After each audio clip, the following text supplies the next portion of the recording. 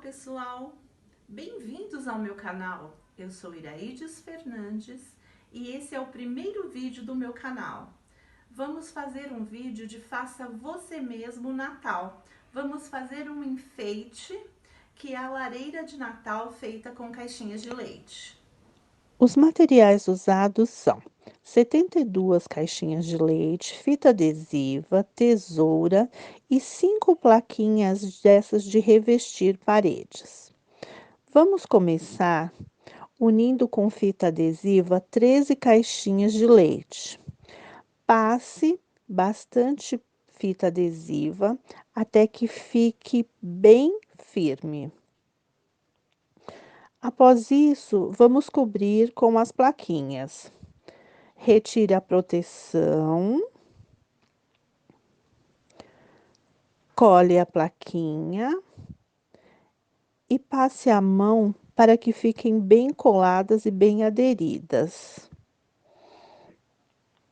Faça os recortes necessários e depois recorte as sobras. Vamos precisar de 2 peças dessa, uma para o topo, uma para a base. Agora vamos unir 4 caixinhas de leite. Dessas vamos precisar de 6 peças para as colunas, 3 peças em cada uma. Agora vamos fazer uma peça com 22 caixinhas. Agora é só montar. Coloque a base, coloque uma coluna, ajuste para ficar bem encaixado, coloque a peça de cima e o topo. Pronto, está pronta a sua lareira de caixinha de leite. Ficou lindo, ficou parecendo de gesso, ficou perfeito.